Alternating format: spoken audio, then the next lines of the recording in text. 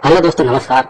आपका हमारे YouTube channel में बहुत स्वागत है। पटवारी 2025 के लिए जो अभ्यर्थी तैयारी कर रहे हैं उनके लिए हमने 100% सिलेक्शन वाला मास्टर पेपर तैयार किया गया है, जो कि बहुत ही कठिन मेहनत के साथ एक एक सवाल को छांट छांट कर बनाया गया है, जिसमें से 100% सवाल आने की पूरी संभावना है।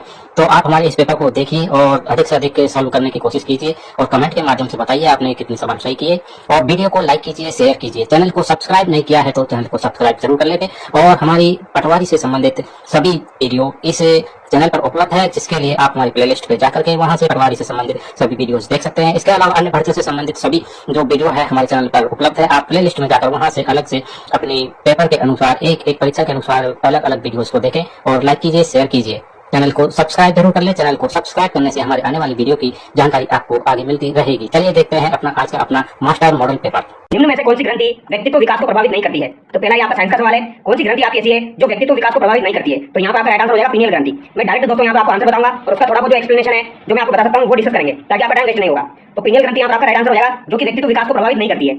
पीनियल ग्रंथि से रिलेटेड दो तीन बातें आपको ध्यान रखनी दोस्तों, जैसे कि इसे जैविक घड़ी की संज्ञा दी जाती है। इसको किसकी संज्ञा दी जाती है दोस्तों? तो जैविक घड़ी की संज्ञा किसे दी जाती है? पीनियल ग्रंथि को दी जाती है। पीनियल ग्रंथि जो होती है दोस्तों, ये सोने जागने का जो चक्र होता है, अगर आपको सोना हो, जागना हो या ताप का नियमन करना हो, तो सोने जागने का जो चक्र होता है, ताप का नियमन करना, ये सब कौन करता है? पीनियल ग्रंथि करती है। पीनियल ग्रंथि के द्वारा एक हार्मोन स्रावित किया जाता है जिसका नाम हो जाएगा मेलेटोनिन हार्मोन। और ये हार्मोन आपसे एग्जाम में पूछा जा सकता है, तो वेरी इंपॉर्टेंट है, ध्यान रखना है। मेलेटोनिन हार्मोन जो है ये पीनियल ग्रंथि के द्वारा स्रावित किया जाता है और ये सोने जागने के चक्र को नियंत्रित करती है, जैविक घड़ी की संज्ञा से दी जाती है। अगला सवाल देखिए, निम्न में से सबसे मीठी शर्करा कौन सी है? तो सबसे मीठी शर्करा आपकी कौन सी हो जाएगी? तो ये फ्रक्टोज हो जाएगी।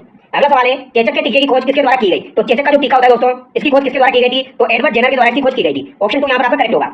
और इसकी खोज जो है ये कब की गई थी? तो 1796 ईस्वी में इसकी खोज की गई थी। तो ये संख्या आपको याद हो जाए तो याद कर लेना इसको, 1796। अगला सवाल देखिए, एक बार एजिया मिश्रण होता है, तो एक बार एजिया का नाम आपने सुना होगा, ये किसका मिश्रण होता है? तो ये आपका HCl और HNO3 का मिश्रण होता है दोस्तों। यहाँ पर HCl का अनुपात 3 होता है और HNO3 का अनुपात 1 होता है। तो 3 अनुपात 1 आपको ध्यान रखना है। ऑप्शन 3 यहाँ पर आपका करेक्ट होगा। हाइड्रोक्लोरिक अम्ल और नाइट्रिक अम्ल इसका नाम हो जाएगा, इनका ये मिश्रण होता है। अगला सवाल देखिए, हास्य गैस का रासायनिक नाम है। तो आपकी हास्य गैस जो होती है दोस्तों, हंसने वाली जो गैस है, इसका रासायनिक नाम क्या हो जाएगा? आपका N2O हो जाएगा। N2O को क्या कहा जाता है दोस्तों? नाइट्रस ऑक्साइड कहा जाता है। ऑप्शन 1 यहाँ पर आपका करेक्ट होगा। अगला सवाल देखिए, अपने उड़ान पथ में अवरोधकों की पहचान करने के लिए चमगादड़ किन तरंगों का उपयोग करते हैं? तो चमगादड़ जो होती है दोस्तों, ये किन तरंगों का उपयोग करती है अवरोधकों की पहचान करने के लिए? तो ये दोस्तों पराश्रव्य तरंगों का उपयोग करती है। ऑप्शन 4 यहाँ पर आपका करेक्ट होगा। इंपॉर्टेंट सवाल है, ध्यान रखना दोस्तों। पराश्रव्य तरंगें जो होती है ये मानव के लिए दोस्तों अश्रव्य होती है, यानी मानव इनको नहीं सुन सकता है। ये बात आपको ध्यान रखनी है। पराश्रव्य तरंगों की आवृत्ति कितनी होती है? तो ये आपकी 20 किलोहर्ट्ज से अधिक होती है। 20 किलोहर्ट्ज से अधिक होती है आपकी पराश्रव्य तरंगों की आवृत्ति। तो ये इंपॉर्टेंट सवाल है, ध्यान रखना है। अगला सवाल देखिए, निम्न में से कौन सी वास्तविक मछली है? तो वास्तविक मछली आपकी कौन सी हो जाएगी? ये आपकी डॉग फिश हो जाएगी दोस्तों। ऑप्शन 2 यहाँ पर करेक्ट होगा। डॉग फिश जो है ये आपकी वास्तविक मछली हो जाएगी। अगला सवाल देखिए, भारतीय नागरिक सेवा में नियुक्ति हेतु प्रतियोगी परीक्षा की शुरुआत किस गवर्नर जनरल के काल में की गई? सवाल को ध्यान से पढ़ना है। यहाँ पर पूछा गया है, भारतीय नागरिक सेवा में नियुक्ति हेतु प्रतियोगी परीक्षा के बारे में पूछा गया है। प्रतियोगी परीक्षा की शुरुआत किस गवर्नर जनरल के काल में हुई? तो दोस्तों अगर कभी भी आपसे पूछा जाए प्रतियोगी परीक्षा की शुरुआत कब हुई थी, तो ये 1855 में हुई थी। तो किसके काल में हो जाएगी? आपकी डलहौजी के काल में हो जाएगी। ऑप्शन 2 यहाँ पर आपका करेक्ट हो जाएगा। लेकिन अगर आपसे पूछा जाए दोस्तों, तो भारत में सिविल सेवा का जनक किसे कहा जाता है? तो भारत में सिविल सेवा का जनक किसे कहा जाएगा? तो ये आपका दोस्तों कार्नवालिस को कहा जाएगा। ये आपको ध्यान रखना है, सिविल सेवा का जनक कार्नवालिस को कहा जाएगा। लेकिन प्रतियोगी परीक्षा की शुरुआत जो है ये डलहौजी के काल में हुई थी 1855 में। ये आपको ध्यान रखना है। अगला सवाल देखिए, जवाहरलाल नेहरू ने किस अधिनियम को गुलामी का अधिकार पत्र कहा? तो ऐसा कौन सा अधिनियम था जिसको जवाहरलाल नेहरू के द्वारा आपकी गुलामी का अधिकार पत्र कहा गया? तो ये किसको कहा गया था दोस्तों? 1935 का भारत शासन अधिनियम को कहा गया था। ऑप्शन 2 यहाँ पर आपका करेक्ट होगा। ये भी आपका एक महत्वपूर्ण सवाल है, ये आपको ध्यान रखना है। इसके बारे में दो बातें बोली थी जवाहरलाल नेहरू ने, एक तो गुलामी का अधिकार पत्र कहा था दोस्तों, इसके अलावा अनेक ब्रेकों वाली इंजन रहित गाड़ी भी इसको कहा गया था। 1935 का भारत शासन अधिनियम, ये आपको ध्यान रखना है। अगला सवाल देखिए, क्वेश्चन नंबर 10, मुस्लिम लीग का मुख्य संस्थापक किसे माना जाता है? तो मुस्लिम लीग की स्थापना दोस्तों किसके द्वारा की गई? आपसे पूछा गया है। मुस्लिम लीग की स्थापना 1906 ईस्वी में की गई थी और किसके द्वारा की गई दोस्तों? तो यहाँ पर राइट आंसर आपका हो जाएगा सलीमुल्लाह। ऑप्शन 3 यहाँ पर आपका करेक्ट हो जाएगा दोस्तों, ये आपको ध्यान रखना है। हालांकि मुस्लिम लीग की स्थापना जो की गई थी दोस्तों, उसमें आपके आगा खां भी शामिल थे। आगा खां हो जाएंगे, सलीमुल्लाह हो जाएंगे और एक आपके मोहसिन मुल्क हो जाएंगे। एक कौन हो जाएंगे? आपके मोहसिन मुल्क हो जाएंगे। तो ये तीनों नाम आपको ध्यान रखने हैं। तीनों में से कोई सा नाम आपको दिया जा सकता है, ठीक है। 1906 ईस्वी में आगा खां जो कि ढाका के नवाब थे, आगा खां हो जाएंगे और ढाका के नवाब जो हो जाएंगे आपके ये हो जाएंगे सलीमुल्लाह। और इसके अलावा मोहसिन मुल्क, इनके द्वारा दोस्तों मुस्लिम लीग की स्थापना 1906 में की गई थी। ये बात आपको ध्यान रखना है। लेकिन यहाँ पर अध्यक्ष किसको बनाया गया था? अगर आपसे पूछा जाए तो मुस्लिम लीग का अध्यक्ष जो है वो आगा खां को बनाया गया था। किसको बनाया गया था दोस्तों? आगा खां को यहाँ पर प्रथम अध्यक्ष बनाया गया था। ये बात आपको ध्यान रखनी है। अगला सवाल देखिए, सल्तनत काल में पत्राचार विभाग का प्रमुख क्या कहलाता था? तो पत्राचार विभाग जो होता था उसका प्रमुख क्या कहलाता था दोस्तों? तो ये दबीर ए मुमालिक कहलाता था। ऑप्शन 3 यहाँ पर आपका करेक्ट होगा, दबीर ए मुमालिक। ये आपको ध्यान रखना है। सल्तनत काल में जो आपका पत्राचार विभाग होता है उसका प्रमुख क्या कहलाएगा? दबीर ए मुमालिक कहलाएगा। अगला सवाल है आपका दोस्तों, शिवाजी के अष्टप्रधानों में विदेश विभाग का सचिव क्या कहलाता था? तो शिवाजी के जो अष्टप्रधान थे उनमें विदेश विभाग का जो सचिव होता था उसे क्या कहा जाता था दोस्तों? ये आपसे पूछा गया है। तो इसे सुमंत कहा जाता है। ऑप्शन 1 यहाँ पर आपका करेक्ट होगा, ठीक है। ये बात आपको ध्यान रखनी है। और अगर आपसे पूछा जाए पेशवा किसे कहा जाएगा? तो संपूर्ण प्रशासन का जो पर्यवेक्षक होगा, यानी संपूर्ण प्रशासन को निरीक्षक करने वाला, नियंत्रित करने वाला पेशवा हो जाएगा आपका। ये आपको ध्यान रखना है। अगला सवाल देखिए, सर्वसम्मत का प्रारंभ किस शासक ने किया था? तो ये इंपॉर्टेंट सवाल है। सर्वसम्मत का प्रारंभ किस शासक के द्वारा किया गया था? तो ये कनिष्क के द्वारा किया गया था दोस्तों। कनिष्क जो है दोस्तों ये इंपॉर्टेंट है। कनिष्क के दरबार में कौन कौन हो जाएगा ये भी आपसे पूछा जा सकता है। तो कनिष्क के दरबार में दोस्तों आपका एक तो अशोक घोष था। अशोक घोष जो है ये कनिष्क के दरबार में था दोस्तों। इसके अलावा वसुमित्र जो था ये भी आपके किसके दरबार में था, वसुमित्र ये भी आपके कनिष्क के दरबार में था। और नागार्जुन जो था ये भी किसके दरबार में रहता था, तो ये भी आपके कनिष्क के दरबार में हो जाएगा। तो अशु घोष, वसुमित्र और नागार्जुन आपको ध्यान रखना है। लेकिन अगर आपसे पूछा जाए एक चिकित्सक जो था वो भी कनिष्क के दरबार में था, तो उस चिकित्सक का नाम क्या हो जाएगा, आपका चिकित्सक का नाम हो जाएगा चरक। ये आपको ध्यान रखना है, ये चरक काफी बार एग्जाम में पूछ लिया जाता है। ये सब किसके दरबार में थे दोस्तों, ये आपके कनिष्क के दरबार में थे। और सबसे पहले इसने प्रारंभ किया था। महात्मा बुद्ध के प्रथम गुरु कौन थे, तो महात्मा बुद्ध जो है इनके प्रथम गुरु आपके कौन हो जाएंगे, आलार कलाम हो जाएंगे दोस्तों। आलार कलाम जो है ये इनके प्रथम गुरु हो जाएंगे। जबकि रुद्र रामपुत्र जो थे ये भी इनके गुरु थे, लेकिन प्रथम गुरु यहाँ पर पूछे गए तो प्रथम आपके आलार कलाम हो जाएंगे। ये आपको ध्यान रखना है। अगला सवाल देखिए, भारतीय संविधान के किस भाग में नागरिकों के मूल कर्तव्य वर्णित है, तो मूल कर्तव्य किसमें वर्णित है दोस्तों, तो यहाँ पे भाग 4 क में हो जाएंगे। ऑप्शन था यहाँ पर आपका करेक्ट हो जाएगा। स्वर्ण सिंह समिति की सिफारिश पर दोस्तों आपके मूल कर्तव्य जोड़े गए थे भाग 4 क में। ये बात आपको ध्यान रखनी है। और मूल कर्तव्य भी जो है वो भी आपको ध्यान रखनी है दोस्तों, वो भी इंपॉर्टेंट है, यहाँ से पूछा जा सकता है। और इसको किस संविधान संशोधन के द्वारा जोड़ा गया था, तो दोस्तों इसे 42वें संविधान संशोधन के द्वारा जोड़ा गया था। ये बात आपको ध्यान रखनी है। 51A में भाग 4 का जोड़ा गया था, इसमें जोड़ा गया था 51A में भाग 4 का जोड़ा गया था 42वें संविधान संशोधन से। अगला सवाल देखिए, नई अखिल भारतीय सेवाओं के सृजन की शक्ति किसमें निहित है, तो नई अखिल भारतीय सेवाओं के सृजन की शक्ति किसमें निहित है, इंपॉर्टेंट सवाल है, पूछा जाता है। तो ये आपकी राज्यसभा में निहित है। ऑप्शन 4 यहाँ पर आपका करेक्ट हो जाएगा। अगला सवाल देखिए, कोई विधेयक धन विधेयक है या नहीं, यह प्रमाणित करने का अधिकार किसका है, तो कोई विधेयक धन विधेयक है या नहीं ये कौन प्रमाणित करेगा, तो लोकसभा का अध्यक्ष ये प्रमाणित करता है। और ये किसमें दिया गया है, अनुच्छेद 110 में दिया गया है। अगला सवाल देखिए, भारत की संविधान सभा द्वारा राष्ट्रीय ध्वज को कब अपनाया गया, इंपॉर्टेंट सवाल है दोस्तों। भारत की जो संविधान सभा थी इसके द्वारा राष्ट्रीय ध्वज को कब अपनाया गया था, वेरी वेरी इंपॉर्टेंट सवाल है। 22 जुलाई 1947 को दोस्तों संविधान सभा द्वारा राष्ट्रीय ध्वज को अपनाया गया था, वेरी वेरी इंपॉर्टेंट है। 22 जुलाई और आपका हो जाएगा 1947, इस दिन आपके राष्ट्रीय ध्वज को अपनाया गया था। अगला सवाल देखिए, निम्न में से कौन सा एक संवैधानिक निकाय नहीं है, तो कौन सा आपका संवैधानिक निकाय नहीं है, यानी जिसका संविधान में उल्लेख नहीं है, तो नीति आयोग जो है इसकी स्थापना दोस्तों 2015 में हुई थी। ये आपका दोस्तों संवैधानिक निकाय नहीं है क्योंकि इसका संविधान में उल्लेख नहीं है। बाकी आपका पिछड़ा वर्ग आयोग, महान्यायवादी, निर्वाचन आयोग, इनका संविधान में आपको उल्लेख मिल जाएगा। तो ऑप्शन 1 यहाँ पर आपका करेक्ट होगा। अगला सवाल देखिए, उच्चतम न्यायालय का स्थान दिल्ली के अतिरिक्त कहीं और निर्धारित करने का अधिकार किसे प्राप्त है, तो उच्चतम न्यायालय का स्थान दिल्ली के अतिरिक्त कहीं और निर्धारित करने का जो अधिकार है ये किसके पास होगा, ये आपसे पूछा गया है। तो ये दोस्तों भारत के मुख्य न्यायमूर्ति के पास होगा। और ये कौन से अनुच्छेद में वर्णित आएगा, तो अनुच्छेद 130 में ये दिया गया है स्थान के बारे में, यानी स्थान परिवर्तित कर सकता है आपका भारत का मुख्य न्यायमूर्ति। ये बात आपको ध्यान रखनी है अनुच्छेद 130 के तहत। अगला सवाल देखिए, भारतीय संविधान की कौन सी अनुसूची दल बदल संबंधी प्रावधानों से संबंधित है, तो दल बदल संबंधी प्रावधानों से संबंधित अनुसूची आपकी 10वीं अनुसूची हो जाएगी। ऑप्शन 4 यहाँ पर आपका करेक्ट हो जाएगा। ये बात आपको ध्यान रखनी है। और ये आपका जो दोस्तों 52वां संविधान संशोधन हुआ था, कौन सा 52 हुआ, तो 52वां संविधान संशोधन जो हुआ था उसके द्वारा ये जोड़ा गया था आपका 10वीं अनुसूची। ये बात आपको ध्यान रखनी है। अगला सवाल देखिए दोस्तों, भारत में सबसे लंबा राष्ट्रीय जलमार्ग कौन सा है, तो भारत में सबसे लंबा राष्ट्रीय जलमार्ग आपका कौन सा हो जाएगा, राष्ट्रीय जलमार्ग 1 हो जाएगा। ऑप्शन 1 यहाँ पर आपका करेक्ट होगा। और राष्ट्रीय जलमार्ग 1 जो है दोस्तों ये गंगा, हुगली, भागीरथी नदियों से होकर गुजरता है, यानी गंगा से होकर गुजरेगा, ये आपका हुगली से होकर गुजरेगा, इसके अलावा ये आपका भागीरथी नदी से होकर गुजरता है। ये आपको ध्यान रखना है, ठीक है। और अगर आपसे पूछा जाए ये कहां से कहां तक जाता है, तो प्रयागराज यूपी से होकर ये जाता है दोस्तों कहां तक, हल्दिया पंजाब तक। हल्दिया आपका बंदरगाह है, कहां का बंदरगाह है, पश्चिम बंगाल का, तो ये वहां तक जाता है आपका NH1। तो ये भारत का सबसे लंबा राष्ट्रीय जलमार्ग है, ये आपको ध्यान रखना है। यूपी से लेकर ये जाएगा हल्दिया पश्चिम बंगाल तक। अगला सवाल देखिए, भारत में कृषि क्रांतियों के संदर्भ में असंगत युगों का चयन कीजिए, तो कृषि की जो क्रांतियां हुई थी उनके संबंध में असंगत युग आपको बताना है। गुलाबी क्रांति झींगा उत्पादन, बादामी क्रांति जूट उत्पादन, सुनहरी क्रांति शहद उत्पादन, ब्राह्मणी क्रांति भिंडी उत्पादन, इनमें से कौन सा आपका गलत हो जाएगा, ये आपसे पूछा गया है। तो यहाँ पर बादामी क्रांति जो दिया गया है ये गलत हो जाएगा, क्योंकि बादामी क्रांति का संबंध किससे हो जाएगा, मसालों से हो जाएगा दोस्तों, किससे हो जाएगा, मसालों से हो जाएगा। ये बात आपको ध्यान रखनी है। और जूट उत्पादन जो है इसका संबंध कौन सी क्रांति से हो जाएगा, तो इसका संबंध हो जाएगा सुनहरा रेशा क्रांति से। सुनहरा रेशा क्रांति से संबंधित हो जाएगी आपकी जूट उत्पादन, ये आपको ध्यान रखना है। बाकी ब्राह्मणी का संबंध भिंडी से संबंधित है, सुनहरी क्रांति शहद उत्पादन से संबंधित है, गुलाबी क्रांति आपकी झींगा उत्पादन से संबंधित है। अगला सवाल देखिए, टिहरी बांध के पीछे निर्मित जलाशय को किस नाम से जाना जाता है, तो टिहरी बांध जो है दोस्तों आपका उत्तराखंड में, उसके पीछे निर्मित जलाशय को किस नाम से जाना जाता है, ये आपसे पूछा गया है। इंपॉर्टेंट सवाल है, पूछा जा सकता है। तो टिहरी बांध जो है दोस्तों ये आपका भागीरथी नदी पर बना हुआ है, कौन सी नदी पर बना हुआ है, भागीरथी नदी पर आपका टिहरी बांध बना हुआ है उत्तराखंड में। तो इसके पीछे निर्मित जलाशय को किस नाम से जाना जाता है, तो स्वामी रामतीर्थ सागर। ऑप्शन 3 यहाँ पर आपका करेक्ट होगा, स्वामी रामतीर्थ सागर। अगला सवाल देखिए, निम्न में से कौन सी नदी भ्रंश घाटी में प्रवाहित होती है, तो भ्रंश घाटी में प्रवाहित होने वाली 2 नदियां आपकी, एक तो ताप्ती हो जाएगी और एक आपकी कौन सी हो जाएगी, नर्मदा हो जाएगी दोस्तों। नर्मदा और ताप्ती जो है ये आपकी भ्रंश घाटी में बहती है। अगला सवाल देखिए, निम्न में से कौन सी पहाड़ी अरुणाचल प्रदेश और म्यांमार की सीमा बनाती है, तो अरुणाचल प्रदेश की भी सीमा बनाएगी और म्यांमार की भी सीमा बनाएगी, तो ये आपकी पटकाई भूमि की पहाड़ी हो जाएगी। ऑप्शन 4 यहाँ पर आपका करेक्ट होगा। अगला सवाल देखिए, इस पर्यावरणीय परिघटना के परिणाम स्वरूप जलीय निकायों में जलीय जीवों के लिए ऑक्सीजन का अभाव हो जाता है, तो कौन सी परिघटना कैसी होती है जिसके परिणाम स्वरूप जलीय निकायों में जलीय जीवों के लिए ऑक्सीजन का अभाव हो जाता है, तो ये आपकी सुपोषण वाली होती है दोस्तों। ऑप्शन 2 यहाँ पर आपका करेक्ट होगा, ठीक है। ये थोड़ा सा अलग सा सवाल है, इसको ध्यान रखना है आपको। अगला सवाल देखिए, ग्लोबल वार्मिंग के लिए उत्तरदायी मीथेन गैस के उत्सर्जन का स्रोत है, तो दोस्तों मीथेन गैस जो उत्सर्जित होती है आपकी, जो कि ग्लोबल वार्मिंग के लिए जिम्मेदार होती है, इसके स्रोत क्या क्या है, दलदली भूमि, धान के खेत, जानवरों की जुगाली, तो उपयुक्त सभी यहाँ पर आपका राइट आंसर हो जाएगा। इन सबके द्वारा दोस्तों ग्लोबल वार्मिंग के लिए उत्तरदायी मीथेन गैस जो है उसका उत्सर्जन होता है। अगला सवाल देखिए, अगला सवाल दोस्तों आपका, निम्नलिखित में से किस लेखक को उनकी कृति में जब तक आई बहार के लिए वर्ष 2024 का हिंदी भाषा हेतु साहित्य अकादमी पुरस्कार प्रदान किया गया, तो मैं जब तक आई बहार के लिए किसको प्रदान किया गया दोस्तों, तो यहाँ पे गगन गिल को दिया गया है। ऑप्शन 1 यहाँ पर आपका करेक्ट हो जाएगा। और ये हिंदी भाषा का है, ये आपको ध्यान रखना है, हिंदी भाषा का जो है वो गगन गिल को दिया गया है। इंपॉर्टेंट है, मैं जब तक आई बहार के लिए। अगला सवाल देखिए, क्वेश्चन नंबर 30, हाल ही में जारी की गई नवीनतम 18वीं भारत वन स्थिति रिपोर्ट 2023 के अनुसार वन एवं वृक्षावरण में अधिकतम वृद्धि दर्शाने वाले शीर्ष 4 राज्यों का सही क्रम है, तो यहाँ पर पूछा गया वन और वृक्षावरण में अधिकतम वृद्धि दर्शाने वाले, तो अधिकतम वृद्धि दर्शाने वाले शीर्ष 4 राज्य कौन कौन से हो जाएंगे, तो यहाँ पे दोस्तों छत्तीसगढ़ हो जाएगा, उत्तर प्रदेश हो जाएगा, उड़ीसा हो जाएगा और आपका राजस्थान हो जाएगा। तो यहाँ पर आपका राइट आंसर क्या हो जाएगा, ऑप्शन 1 हो जाएगा, छत्तीसगढ़, उत्तर प्रदेश, ओडिशा, राजस्थान। अगला सवाल देखिए, ग्रामीण भारत महोत्सव 2025 के संबंध में निम्नलिखित कथनों पर विचार कीजिए। तो ये करंट अफेयर का सवाल है दोस्तों। ग्रामीण भारत महोत्सव 2025 के संबंध में कुछ कथन दिए गए हैं। इसका आयोजन 4 से 9 जनवरी 2025 तक नई दिल्ली स्थित भारत मंडप में किया गया। तो ये बात आपकी सही है। इसका आयोजन वित्तीय सेवा विभाग तथा राष्ट्रीय कृषि और ग्रामीण विकास बैंक नाबार्ड द्वारा किया गया। तो ये बात भी आपकी सही है। इसका विषय गांव बड़े तो देश बड़े था। तो ये गलत हो जाएगा, ये इसका विषय नहीं था दोस्तों। ठीक है, गांव बड़े तो देश बड़े जो है ये इसका विषय नहीं था। ये क्या था दोस्तों, इसका आदर्श वाक्य था। ये विषय ना होकर क्या था दोस्तों, आदर्श वाक्य था। ये बात आपको ध्यान रखनी है। विषय क्या हो जाएगा इसका, विषय हो जाएगा विकसित भारत 2047 के लिए एक समावेशी ग्रामीण भारत का निर्माण। तो ये यहाँ पर गलत हो जाएगा, फर्स्ट और सेकंड आपका यहाँ पर सही है। अगला सवाल देखिए, हाल ही में प्रधानमंत्री मुद्रा योजना के तहत ऋण सीमा को 10 लाख से बढ़ाकर कितना कर दिया गया है। तो ऋण सीमा जो है उसे 10 लाख से बढ़ाकर कितना कर दिया गया है, तो ये 20 लाख कर दिया गया है दोस्तों। कितना कर दिया गया है, 20 लाख कर दिया गया है, ये आपको ध्यान रखना है। ठीक है, और यहाँ पर 4 श्रेणियां होती है, एक तो शिशु, किशोर, तरुण और तरुण प्लस। एक बार मैं आपको बता देता हूँ, 50,000 की कंडीशन है, ये तो आपकी शिशु के लिए होती है। शिशु के लिए होती है दोस्तों 50,000 से लेकर 5 लाख तक की कंडीशन है, या आपकी किसके लिए होती है, किशोर के लिए होती है। इसके अलावा अगर आपसे पूछा है 5 लाख से लेकर 10 लाख तक की जो कंडीशन है वो किसके लिए होती है, ये तरुण के लिए होती है। और इसके अलावा तरुण प्लस आता है आपका, इसके लिए आपकी 10 लाख से 20 लाख तक होती है। तो ये बात आपको ध्यान रखनी है। अगला सवाल देखिए, निम्न में से किसे भारत का नया नियंत्रक एवं महालेखा परीक्षक बनाया गया। तो C&AG किसे बनाया गया है, तो यहाँ पे के संजय मूर्ति को बनाया गया है। ऑप्शन 2 यहाँ पर आपका करेक्ट हो जाएगा।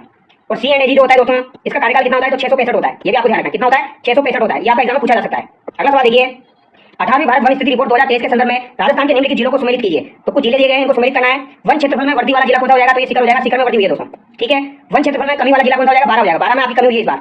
सर्वाधिक बनावट वाला जिला आपका उदयपुर हो जाएगा, न्यूनतम बनावट वाला जिला आपका चूरू हो जाएगा। तो ए में आपका 4 हो जाएगा, बी में आपका सेकंड हो जाएगा। तो ए में 4, बी में सेकंड, ऑप्शन 1 में दिया गया है। अगला सवाल देखिए, मुख्यमंत्री बालिका सम्मान योजना 2024 के संदर्भ में निम्नलिखित कथनों पर विचार करें। तो ये सवाल आपसे पूछे जाएंगे दोस्तों। इसके तहत 21 वर्ष की आयु होने पर परिपक्वता राशि लगभग 1.5 लाख रुपए प्रदान की जाएगी। दूसरा कथन है, इस योजना का नोडल विभाग महिला एवं बाल विकास विभाग है। तो ये कथन तो आपका गलत हो जाएगा दोस्तों, क्योंकि इसका नोडल विभाग जो है वो महिला एवं बाल विकास विभाग नहीं है, चिकित्सा विभाग है। तो ये तो आपका गलत हो जाएगा। तो 35 में जो सेकंड है ये गलत हो जाएगा। तो सेकंड आपका गलत करते हैं, एक ऑप्शन बचता है फर्स्ट और थर्ड। ये आपको ध्यान रखना है। इस तरीके से आप सवाल को कर सकते हो। तो 35 का आंसर आपका 2 हो जाएगा। इस योजना का उद्देश्य लिंगानुपात सुधार, बालिका शिक्षा में वृद्धि, आर्थिक संबल प्रदान करना, कन्या भ्रूण हत्या को रोकना है। तो ये बात आपको ध्यान रखनी है, ये दोनों यहाँ पर सही हो जाएंगे। अगला सवाल देखिए, राजस्थान सरकार द्वारा सोशल मीडिया इन्फ्लुएंसर के लिए जारी की गई नव प्रसारक नीति के संदर्भ में निम्न कथनों पर विचार कीजिए। इसके अंतर्गत श्रेणी ए में 7,000 से लेकर 1 लाख तक के जो सब्सक्राइबर या फॉलोअर्स वाले सोशल मीडिया इन्फ्लुएंसर को शामिल किया गया। तो ये कथन आपका गलत हो जाएगा। गलत क्यों हो जाएगा, क्योंकि श्रेणी ए में जो है दोस्तों वो 1 लाख से अधिक वाले हैं। 1 लाख से जो ज्यादा सब्सक्राइबर वाले वो श्रेणी ए में आएंगे, जबकि 7,000 से लेकर 1 लाख तक किसमें आएंगे, श्रेणी बी में आएंगे। तो इसके अंतर्गत श्रेणी बी में 1 लाख से अधिक सब्सक्राइबर, तो ये भी गलत हो गया, क्योंकि श्रेणी बी में आपके कितने हो जाएंगे, 7,000 से लेकर कितने हो जाएंगे, 1 लाख तक के सब्सक्राइबर वाले। तो दोनों कदम गलत हो गए यहाँ पे। तो कौन सा सत्य है, कोई सा यहाँ पर सत्य नहीं है। तो ये बात आपको ध्यान रखिए, श्रेणी ए जो है उसमें आपके आएंगे दोस्तों 1 लाख से अधिक वाले, और श्रेणी बी में आएंगे 7,000 से 1 लाख वाले। अगला सवाल देखिए, कर्मभूमि से मातृभूमि अभियान शुरुआती स्तर में राजस्थान के किन जिलों में प्रारंभ किया गया। तो कर्मभूमि से मातृभूमि अभियान जो था यहाँ पे किन जिलों में शुरू किया गया था दोस्तों, तो यहाँ पे जयपुर, पाली, सिरोही, जोधपुर में शुरू किया गया था। ऑप्शन 1 यहाँ पर आपका करेक्ट होगा, जयपुर, पाली, सिरोही, जोधपुर। इसके अलावा दोस्तों आपके भीलवाड़ा भी हो जाएगा, इसके अलावा आपको भीलवाड़ा हो जाएगा, भीलवाड़ा भी आपको ध्यान रखना है। इसके अलावा झुंझुनू आपको ध्यान रखना है, झुंझुनू हो जाएगा। ठीक है, तो ये आपको ध्यान रखना है, जयपुर, पाली, सिरोही, जोधपुर, भीलवाड़ा, झुंझुनू। अगला सवाल देखिए, बजट घोषणा की अनुपालना में राजस्थान सरकार द्वारा राज्य में कहां पर महिला पुलिस बटालियन गठित करने हेतु वित्तीय स्वीकृति प्रदान की गई है। इंपोर्टेंट सवाल है दोस्तों। 3 जगह पर आपकी महिला बटालियन जो है वो गठित की गई है, तो वो आपको बताना है कौन कौन सी जगह हो जाएगी। तो ये हो जाएगी आपकी अलवर शिखर बाड़मेर में। कहां हो जाएगी, अलवर शिखर बाड़मेर में। अलवर में तो आपकी पद्मनी हो जाएगी, पद्मनी बटालियन अलवर में हो जाएगी। सॉरी मैं गलत बता रहा हूं, अलवर में आपकी कौन सी जाएगी, कालीबाई हो जाएगी। कालीबाई बटालियन जो है वो अलवर में खोली जाएगी। शिखर में आपकी कौन सी खोली जाएगी, पद्मनी खोली जाएगी, पद्मनी शिखर में हो जाएगी। और बाड़मेर में आपकी कौन सी हो जाएगी, तो बाड़मेर में आपकी हो जाएगी दोस्तों अमृता देवी बटालियन। तो अमृता देवी वाली जो बटालियन है ये आपकी बाड़मेर में हो जाएगी, कालीबाई वाली आपकी अलवर में हो जाएगी, पद्मिनी आपकी शिखर में हो जाएगी। तो इसको आप देख लेना एक बार, ऑप्शन यहाँ पर करेक्ट होगा। निम्नलिखित में से किस शासक की बहादुरपुर के युद्ध में महत्वपूर्ण भूमिका थी। तो बहादुरपुर का जो युद्ध हुआ था ये कब हुआ था, पहली बात तो आपको ये ध्यान रखनी है। बहादुरपुर का युद्ध जो है दोस्तों ये 1658 में हुआ था। कब हुआ था, 1658 में हुआ था। किसके मध्य हुआ था दोस्तों, तो ये आपके मिर्जा राजा जयसिंह, किसके मध्य हुआ था, मिर्जा राजा जयसिंह और सुजा के मध्य हुआ था। किसके मध्य, मिर्जा राजा जयसिंह का एक आपका और एक आपका कौन हो जाएगा, सुजा हो जाएगा। इसके मध्य हुआ था दोस्तों, ये आपको ध्यान रखना है। और यहाँ पर मिर्जा राजा जयसिंह की विजय हुई थी, तो इसे बहादुरपुर का युद्ध कहा जाता है। इंपोर्टेंट सवाल है, ध्यान रखना है। अगला सवाल देखिए, महाराणा प्रताप के समय अकबर ने शाहबाज खान को कितनी बार मेवाड़ पर आक्रमण के लिए भेजा था। तो दोस्तों शाहबाज खान को 3 बार मेवाड़ पर आक्रमण करने के लिए भेजा था। ऑप्शन 2 यहाँ पर आपका करेक्ट होगा। एक बार तो भेजा गया 1577 में, एक बार भेजा गया 1578 में, और एक बार भेजा गया 1579 में। तो 3 बार भेजा गया था, ये आपको ध्यान रखना है। ठीक है, अगला सवाल देखिए, निम्नलिखित कथनों में से कौन सा एक कथन अजमेर के चौहान शासक अजयराज के विषय में सही नहीं है। तो यहाँ पर कौन सा सही नहीं है, अजयराज ने अजमेर के नवीन नगर की स्थापना की। तो ये बात तो बिल्कुल सही है दोस्तों। अजमेर की स्थापना किसके द्वारा की गई थी, तो यहाँ पे अजयराज के द्वारा की गई थी। कब की गई थी, तो 1113 ईस्वी में की गई थी। पृथ्वीराज विजय के अनुसार अजयराज ने गजन मतंग अर्थात गजनी के मुस्लिम आक्रांताओं को पराजित किया था। तो ये बात भी सही है। दिल्ली को अपने अधिकार में लेने वाला वो पहला चौहान शासक था। तो ये बात गलत हो जाएगी दोस्तों। दिल्ली को अपने अधिकार में लेने वाला पहला शासक तोमरों को हराकर कौन था दोस्तों, जिन्होंने तोमरों को हराया था वो कौन हो जाएगा, आपका विक्रमराज चतुर्थ हो जाएगा। तो विक्रमराज चतुर्थ जो है इसने पहली बार तोमर शासकों को हराकर दिल्ली पर अधिकार किया था। तो ऑप्शन 3 जो है ये गलत हो जाएगा, ये अजयराज से संबंधित नहीं है। कुछ सिक्कों पर उसकी रानी सोमल देवी का नाम उल्लेखित है, तो सोमल देवी अजयराज की रानी हो जाएगी। तो ये बात बिल्कुल सही है। अगला सवाल देखिए, निम्नलिखित में से कौन राजस्थान के राज्यपाल के द्वारा नियुक्त नहीं किए जाते हैं। तो राज्यपाल के द्वारा नियुक्त नहीं किए जाते हैं राजस्थान उच्च न्यायालय के न्यायाधीश। राजस्थान उच्च न्यायालय के न्यायाधीश राष्ट्रपति के द्वारा नियुक्त किए जाते हैं दोस्तों। तो यहाँ पर ऑप्शन 1 आपका करेक्ट हो जाएगा। ये बात आपको ध्यान रखनी है। कैबिनेट मंत्री, राज्य पोषित विश्वविद्यालय के कुलपति और आरकेसी के अध्यक्ष जो है ये आपके राज्यपाल के द्वारा नियुक्त किए जाते हैं। अगला सवाल देखिए, राजस्थान की किस मुख्यमंत्री की काम चलाओ सरकार, कौन सी सरकार दोस्तों, काम चलाओ सरकार जिसे कहा जाता है केयर टेकर गवर्नमेंट के विरुद्ध विधानसभा में अविश्वास प्रस्ताव लाया गया था। तो किसके विरुद्ध अविश्वास प्रस्ताव लाया गया था, टीकाराम पालीवाल के विरुद्ध लाया गया था दोस्तों। क्वेश्चन नंबर 43 जो है इसका राइट आंसर ऑप्शन 2 हो जाएगा। इसे काम चलाओ सरकार कहा गया था। क्या कहा गया था? काम चलाओ सरकार। टीकाराम पालीवाल के विरुद्ध अविश्वास प्रस्ताव लाया गया था, ये बात आपको ध्यान रखनी है। और ये आपका दोस्तों जहां तक मुझे याद आ रहा है, आपका जो दोस्तों पहली विधानसभा थी उसमें लाया गया था, किसके द्वारा लाया गया था? तो ये इंद्रनाथ के द्वारा लाया गया था। किसके द्वारा लाया गया था? इंद्रनाथ के द्वारा लाया गया था। अगला सवाल देखिए, निम्नलिखित में से कौन राजस्थान विधानसभा की पहली महिला अध्यक्ष बनी? तो पहली महिला अध्यक्ष कौन बनी थी? इंपोर्टेंट सवाल है। सुमित्रा सिंह बनी थी। लेकिन कब बनी थी दोस्तों? ये भी तो पूछा जा सकता है, कब बनी थी? तो ये भी आपको बताना है। इनका कार्यकाल कब था? तो ये 2004 में बनी थी दोस्तों, 2004 में बनी थी। 2004 से लेकर 2009 तक ये आपकी विधानसभा की पहली महिला अध्यक्ष रही थी। तो ये सुमित्रा सिंह आपको ध्यान रखना है। और अगर आपसे पूछा जाए राजस्थान विधानसभा की जो है वो प्रथम महिला उपाध्यक्ष कौन बनी थी? उपाध्यक्ष अगर पूछ लिया जाए तो उपाध्यक्ष कौन बनी थी? तारा भंडारी बनी थी दोस्तों। कौन बनी थी? तारा भंडारी। ये आपकी 1998 में ही आपकी उपाध्यक्ष बनी थी, तारा भंडारी। अगला सवाल देखिए, किस समिति की सिफारिश पर 1958 में राजस्थान उच्च न्यायालय की जयपुर बेंच को समाप्त किया गया था? तो जयपुर बेंच को समाप्त किया गया था दोस्तों सत्यनारायण राव समिति की सिफारिश पर। सत्यनारायण राव समिति जो है दोस्तों इसमें 2 सदस्य भी थे। उन 2 सदस्यों के नाम आपसे पूछे जा सकते हैं। तो उन 2 सदस्यों के नाम हो जाएंगे आपके बीके गुप्ता। एक तो क्या हो जाएगा? बीके गुप्ता हो जाएगा, बीके गुप्ता। इसके अलावा हो जाएगा आपका वी विश्वनाथन। वी विश्वनाथन जो है ये आपका हो जाएगा इसका सदस्य। तो ये 2 सदस्य भी थे इसके सत्यनारायण राव समिति के। तो इस समिति की सिफारिश पर दोस्तों आके राजस्थान उच्च न्यायालय की जो जयपुर बेंच उसको समाप्त किया गया था। लेकिन जयपुर बेंच को दोबारा शुरू किया गया दोस्तों, कब शुरू किया गया? 8 दिसंबर 1976 को। 8 दिसंबर 1976 को जयपुर बेंच को दोबारा शुरू किया गया। और इसने कार्य कब से प्रारंभ किया? तो 31 जनवरी 1977 से इसने कार्य प्रारंभ कर लिया था। ये बात आपको ध्यान रखनी है। दोनों बातें इंपॉर्टेंट है, पिछली बार पटवारी के एग्जाम में पूछी गई थी। अगला सवाल देखिए, राजस्थान लोक सेवा आयोग के अध्यक्ष एवं सदस्यों की नियुक्ति निम्न में से किसके द्वारा की जाती है? तो आरकेसी के अध्यक्ष और सदस्यों की नियुक्ति कौन करेगा भैया? राज्यपाल करेगा। और इनकी नियुक्ति कौन से अनुच्छेद के तहत की जाती है? तो 316 ए के तहत की जाती है। ये भी आपको ध्यान रखना है। अगला सवाल देखिए, तहसीलदार की नियुक्ति होती है। तो तहसीलदार की नियुक्ति कौन करता है? राजस्व मंडल करता है। अगला सवाल है, राजस्थान पंचायती राज अधिनियम 1994 राज्य में कब अस्तित्व में आया? तो राजस्थान पंचायती राज अधिनियम 1994 राज्य में कब अस्तित्व में आया था? तो ये भैया 23 अप्रैल 1994 को अस्तित्व में आया था। ऑप्शन फर्स्ट यहाँ पर आपका करेक्ट होगा। 48 का राइट आंसर आपका ऑप्शन 1 हो जाएगा। अगला सवाल देखिए, निम्नलिखित में से कौन सा कथन राजस्थान राज्य मानवाधिकार आयोग के बारे में सही नहीं है? तो राज्य मानवाधिकार आयोग के बारे में कौन सा कथन आपका सही नहीं है? यह एक बहुसदस्यीय निकाय है जिसके अध्यक्ष व 2 अन्य सदस्य होते हैं। तो ये बात बिल्कुल सही है, 1 + 2 सदस्य इसमें होते हैं। अध्यक्ष उच्चतम न्यायालय का सेवानिवृत्त न्यायाधीश होता है। तो यहाँ पर गड़बड़ कर दी इसने। यहाँ पर राजस्थान राज्य मानवाधिकार आयोग का पूछा गया तो यहाँ पर उच्चतम नहीं होगा, यानी सुप्रीम कोर्ट नहीं होगा। यहाँ पर क्या होगा? आपका हाई कोर्ट होना चाहिए, यानी उच्च न्यायालय होना चाहिए। तो ये आपका गलत हो जाएगा। बाकी यहाँ पर अन्य सदस्य उच्च न्यायालय अथवा जिला न्यायालय के न्यायाधीश अथवा मजिस्ट्रेट हो सकते हैं। तो ये बात सही है। अध्यक्ष व अन्य सदस्यों की नियुक्ति गवर्नर द्वारा की जाती है। तो ये बात आपकी सही है। तो ऑप्शन 2 यहाँ पर आपका गलत होगा। और राजस्थान राज्य मानवाधिकार आयोग जो है दोस्तों इनके अध्यक्ष और सदस्यों का कार्यकाल कितना होता है? इंपोर्टेंट सवाल है। 370 होता है दोस्तों। कितना होता है? 370। 3 वर्ष या 70 वर्ष की आयु जो भी आपकी पहले हो जाए। तो यहाँ पर आपका राइट आंसर क्या हो जाएगा भैया? ऑप्शन 4 हो जाएगा। ये आपको ध्यान रखना है। ऐसे ही सवाल आपके एग्जाम में छपेंगे दोस्तों। अगला सवाल देखिए, इंपोर्टेंट सवाल ये भी आपका, राजस्थान लोक सेवाओं के प्रधान की गारंटी अधिनियम 2011 के नियमों के संबंध में निम्नलिखित कथनों में से सही उत्तर का चयन कीजिए। यह नियम 14 नवंबर 2011 से प्रबद्ध हुए। तो ये बात बिल्कुल सही है दोस्तों आपकी। 51 जो है उसमें आपका पहला बिल्कुल सही हो जाएगा, 14 नवंबर 2011 को प्रबद्ध हुए। प्रथम या द्वितीय अपील के साथ कोई फीस संदेह नहीं है। तो ये बात आपकी बिल्कुल सही है दोस्तों। प्रथम और द्वितीय अपील होती है दोस्तों, उसके साथ आपका दोस्तों कोई भी फीस दे नहीं होती है। तो ये बात आपकी सही है। इसके अलावा देखिए, आवेदक के प्रतिकर के संदाय के आदेश के मामले में द्वितीय अपील अधिकारी 7 दिवस के भीतर संदाय करने का आदेश करेगा। तो ये कथन गलत हो जाएगा। यहाँ पर 30 दिन होता है दोस्तों। कितना होता है? 30 दिन होता है। ये बात आपको ध्यान रखनी। तो फर्स्ट और सेकंड आपका करेक्ट होगा। अगला सवाल देखिए, ब्रिटिश काल के दौरान राजस्थान में खड़ा क्या था? तो खड़ा क्या हो जाएगा दोस्तों आपका? खड़ा यहाँ पर पूछा गया, खड़ा क्या हो जाएगा? तो श्रमजीवी जातियों से वसूली की जाने वाली राशि जो है वो आपकी खड़ा कहलाती है। क्या कहलाएगी? खड़ा कहलाएगी। ये आपको ध्यान रखना है। अगला सवाल देखिए, निम्नलिखित में से कौन बीकानेर प्रजामंडल आंदोलन से संबंधित थे? तो बीकानेर प्रजामंडल आंदोलन से संबंधित आपके कौन हो जाएंगे? मगराम वेद हो जाएंगे, भिक्षालाल बोरा हो जाएंगे, लक्ष्मण दास स्वामी हो जाएंगे। 3 हो जाएंगे दोस्तों। ऑप्शन 4 यहाँ पर आपका करेक्ट हो जाएगा। बीकानेर प्रजामंडल की स्थापना 1936 में कलकत्ता में की गई थी। ये बात आपको ध्यान रखना है। लेकिन बीकानेर प्रजामंडल प्रजा परिषद की स्थापना कब हुई थी दोस्तों? तो बीकानेर प्रजामंडल प्रजा परिषद अगर आपसे पूछा जाए, प्रजा परिषद पूछा जाए, बीकानेर प्रजा परिषद की स्थापना कब हुई थी? 1942 में हुई थी। रघुवर दयाल गोयल के द्वारा की गई थी। ये अध्यक्षता किसने करी थी? तो रघुवर दयाल गोयल ने दोस्तों यहाँ पर आपकी बीकानेर राज्य प्रजा परिषद की स्थापना 1942 में की थी, 22 जुलाई 1942 को। अगला सवाल देखिए, किसके नेतृत्व में शेखावटी किसान आंदोलन में 10,000 से अधिक जाट महिलाओं ने भाग लिया? तो किशोरी देवी के नेतृत्व में भाग लिया था दोस्तों। और ये घटना आपकी कब की हो जाएगी? 25 अप्रैल 1934 की हो जाएगी। 25 अप्रैल 1934 ये आपको रट लेना है बिल्कुल। और यहाँ पर मुख्य वक्ता कौन हो जाएगी? यानी जिन्होंने भाषण दिया था वो उत्तमा देवी हो जाएगी। अगला सवाल देखिए, कपड़े पर मोम की परत चढ़ाकर चित्र बनाने को क्या कहते हैं? तो कपड़े पर मोम की परत चढ़ाकर उस पर चित्र बनाने को क्या कहा जाता है? वार्तिक कहा जाता है। क्या कहा जाएगा दोस्तों? वार्तिक कहा जाएगा। 55 का आंसर ऑप्शन 1 हो जाएगा। अगला सवाल देखिए, निम्नलिखित में से किस किले की सुंदरता से अभिभूत होकर ब्रिटिश इतिहासकार जेम्स टोड ने कहा था यदि उन्हें राजस्थान में किसी जागीर की पेशकश की जाएगी तब वह इस किले को चुनेंगे? तो ये सवाल आपका पिछली बार पटवार के एग्जाम में पूछा गया था और फिर से पूछा जाएगा दोस्तों। 2 से 3 बार एग्जाम में आ चुका है। बेसोरगढ़ का किला। बेसोरगढ़ का किला आपका चंबल और बामनी नदियों के संगम पर स्थित है। चंबल और बामनी नदियों के संगम पर स्थित है चित्तौड़गढ़ में। ये आपको ध्यान रखना है। बेसोरगढ़ का किला इंपोर्टेंट है। इसके बारे में जेम्स टोड ने कहा था कि मुझे कोई जागीर पेशकश की जाएगी तो मैं इसे चुनूंगा। अगला सवाल देखिए, वालर नृत्य, मांडल नृत्य, लूर नृत्य और कूद नृत्य किससे संबंधित है? तो ग्रासियों से संबंधित है आपके वालर, मांडल, लूर और आपका कूद। अगला सवाल देखिए, हेला ख्याल लोक संगीत राजस्थान के किस क्षेत्र से संबंधित है? तो हेला ख्याल दौसा सवाई माधोपुर से संबंधित है। तेजाजी की पत्नी का नाम क्या हो जाएगा भैया? तो त को उल्टा कर देना दोस्तों। त को उल्टा कर देना, प कर देना। तो त का उल्टा क्या हो जाएगा? पेमल हो जाएगा। ये आपको ध्यान रखना है। तो तेजाजी की पत्नी का नाम त को उल्टा कर देना है तो पेमल हो जाएगा। ये आपको ध्यान रखना है।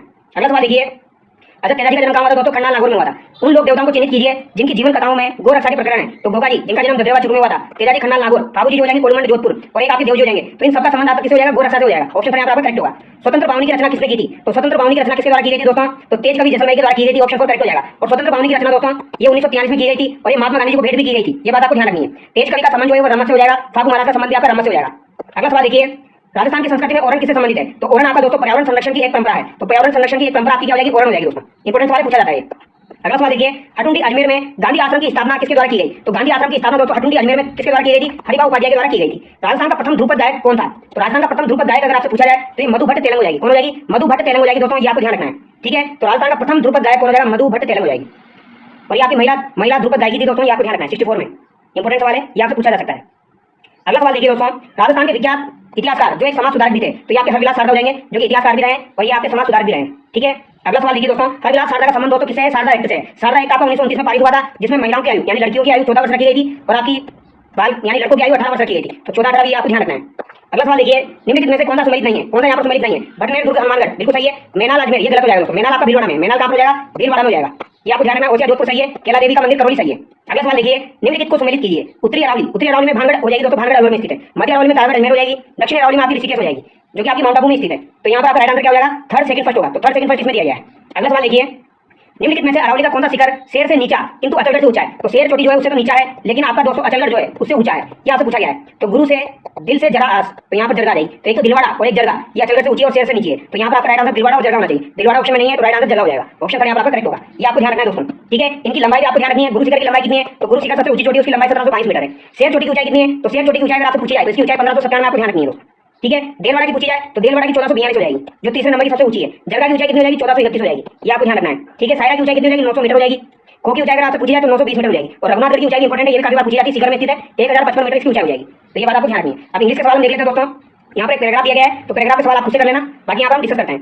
The fight for liberation brings out the best and noblest quality in Mankind. तो यहाँ पर दोस्तों एरर बतानी है आपको। क्या बतानी है? एरर के दो सवाल आपसे पूछे जाएंगे। तो क्वेश्चन नंबर 74 में आपको क्या बताना है दोस्तों? एरर बतानी है। तो बताइए यहाँ पर किसमें एरर हो जाएगी दोस्तों? तो यहाँ पर आपकी एरर हो जाएगी वो यहाँ पर इसमें हो जाएगी दोस्तों, अगर नोबलेस्ट जो दिया गया है, क्योंकि यहाँ पर ये जो है ये सुपरलेटिव डिग्री दी गई है। तो सुपरलेटिव डिग्री से पहले क्या आएगा? यहाँ पर की जगह द आएगा दोस्तों। ठीक है, तो यहाँ पर गलत कौन सा हो जाएगा आपका? तो दोस्तों यहाँ पर ये पेज मिस हो गया है, तो यहाँ पर गलत आपका कौन सा हो जाएगा? यहाँ पर गलत आपका यही हो जाएगा, अगर नोबलेस्ट वाला आपका यहाँ पर गलत हो जाएगा। ये आपको ध्यान रखना है। ठीक है, तो चलिए दोस्तों हम अगले सवाल की तरफ बढ़ते हैं। यहाँ पर कुछ सवाल आपके मिस हो गए दोस्तों, इस पीडीएफ में थोड़ी मिस्टेक हो गई है, तो हम यहाँ पर डायरेक्ट दोस्तों किसके सवाल देख लेते हैं? कंप्यूटर सवाल देख लेते हैं। इसकी पीडीएफ में आप लोग अपलोड कर दूंगा, तो आप एक बार चेक कर लेना। यहाँ पर हिंदी के सवाल रह गए दोस्तों, तो इनको हम बाद में डिस्कस कर लेंगे। अभी हम कंप्यूटर सवाल देख लेते हैं। एमएस वर्ड में Ctrl+S शॉर्टकट कुंजी प्रयुक्त होती है। तो एमएस वर्ड में Ctrl+S शॉर्टकट कुंजी जो प्रयुक्त होती है, ये आपकी सेव करने के लिए प्रयुक्त की जाती है। अगला सवाल देखिए, एमएस वर्ड में Ctrl+R शॉर्टकट कुंजी है। तो Ctrl+R शॉर्टकट कुंजी जो होती है दोस्तों, ये आपकी राइट अलाइनमेंट के लिए यूज में ली जाती है। एक्सेल में सेल सीमा G2 और M12 के लिए सेल संदर्भ होगा, तो ये आपका G2 और यहाँ पर ये दो डॉट लगाना पड़ेगा आपको और M12 लिखना पड़ेगा। तो ऑप्शन यहाँ पर आपका करेक्ट होगा। अगला सवाल देखिए, निम्न में से कौन सा विकल्प ऐसे दूसरे शब्दों की सूची प्रदान करता है जो उनमें वास्तव में या लगभग समान अर्थ होते हैं? तो ये कौन सी हो जाएगी आपकी? दोस्तों प्राइवेसी के बारे में पूछ रहा है, यानी ऐसी कौन सी आपकी की हो जाएगी जिसके द्वारा दोस्तों उनके जैसे ही लगभग समान अर्थ वाले शब्द खोजे जा सकते हैं? तो ये आपकी तीसरा हो जाएगी। और इसके शॉर्टकट कुंजी क्या हो जाएगी आपकी? Shift+F7 हो जाएगी दोस्तों। ये टेलीग्राम पर मैंने कल आप लोगों के लिए अपलोड किया था। अगला सवाल देखिए, किस शॉर्टकट कुंजी द्वारा वर्तमान प्रेजेंटेशन में नई स्लाइड डाली जा सकती है? तो प्रेजेंटेशन जो चल रही हो आपकी, उसमें नई स्लाइड डालने के लिए कौन सी शॉर्टकट कुंजी यूज में ली जाती है? तो यहाँ पर आपकी Ctrl+M यूज में ली जाती है दोस्तों। कौन सी यूज में ली जाएगी? Ctrl+M। निम्न में से कौन सा एक ओपन सोर्स सॉफ्टवेयर नहीं है? तो यहाँ पर कौन सा आपका ओपन सोर्स सॉफ्टवेयर नहीं है? तो फोटोशॉप जो है दोस्तों, ये एक आपका एप्लीकेशन सॉफ्टवेयर है। कैसा हो जाएगा? Application software. कीबोर्ड में फंक्शन कुंजियों की संख्या कितनी होती है? तो कीबोर्ड में फंक्शन कुंजियां जो होती है इनकी संख्या आपकी 12 होती है, F1 से लेकर F12 होती है। अगला सवाल देखिए, कंप्यूटर जॉयस्टिक है। तो कंप्यूटर जॉयस्टिक जो है दोस्तों, ये एक आपका इनपुट डिवाइस हो जाएगा और जो कि गेमिंग के लिए उपयोग में लिया जाता है। किसके लिए उपयोग में लिया जाता है दोस्तों? गेमिंग के लिए यूज में लिया जाता है। निम्न में से किसे सेकेंडरी स्टोरेज डिवाइस नहीं माना जाता है? तो सेकेंडरी स्टोरेज डिवाइस किसे नहीं माना जाएगा? तो रैम को नहीं माना जाएगा दोस्तों, ये आपकी प्राथमिक मेमोरी होती है। अगला सवाल देखिए, SRAM DRAM की तुलना में तेज होती है क्यों? तो SRAM जो होती है DRAM की तुलना में तेज होती है, क्योंकि क्यों होती है? क्योंकि SRAM को दोस्तों रिफ्रेश नहीं करना पड़ता है, जबकि DRAM को बार-बार रिफ्रेश करना पड़ता है। तो ऑप्शन यहाँ पर आपका करेक्ट हो जाएगा। अगला सवाल है, निम्न में से क्लाइंट सर्वर नेटवर्क हेतु कौन सा ऑपरेटिंग सिस्टम बेहतर है? तो दोस्तों क्लाइंट सर्वर नेटवर्क हेतु कौन सा ऑपरेटिंग सिस्टम बेहतर हो जाएगा आपका? विंडोज 2000 हो जाएगा। ऑप्शन 4 यहाँ पर आपका करेक्ट होगा। अगला सवाल देखिए, निम्न में से कौन सा एक ऑपरेटिंग सिस्टम नहीं है? तो कौन सा एक आपका ऑपरेटिंग सिस्टम नहीं है? तो लाइनक्स हो जाएगा, यूनिक्स हो जाएगा, MS-DOS हो जाएगा, फायरफॉक्स जो है ये नहीं होगा। ठीक है, ऑप्शन यहाँ पर आपका करेक्ट होगा। ऑपरेटिंग सिस्टम में लोडिंग को कहते हैं। तो ऑपरेटिंग सिस्टम में जो लोडिंग होती है उसे क्या कहा जाता है दोस्तों? Booting, formatting, debugging, compiling. तो इसे बूटिंग कहा जाएगा। क्या कहा जाएगा? बूटिंग। निम्न में से कौन सा ऑडियो फाइल का फॉर्मेट नहीं है? तो ऐसा सवाल आपको देखने को मिल सकता है दोस्तों। MP3 ऑडियो में आता है, .wm ऑडियो में आता है, .aif आपका ऑडियो में आता है, लेकिन .fl भी आपका ऑडियो में नहीं आता है। अगला सवाल देखिए, निम्न में से कौन सा कंप्यूटर का गुण नहीं है? तो कंप्यूटर का गुण कौन सा नहीं है? गोपनीयता, ये इसका गुण है। तीव्र गतिविधि इसका गुण है। त्रुटिपूर्ण कार्य, तो त्रुटिपूर्ण कार्य करता है क्या आपका कंप्यूटर? तो त्रुटि रहित कार्य करता है। तो ऑप्शन यहाँ पर आपको करेक्ट हो जाएगा। ये इसका दोस्तों गुण नहीं है। तो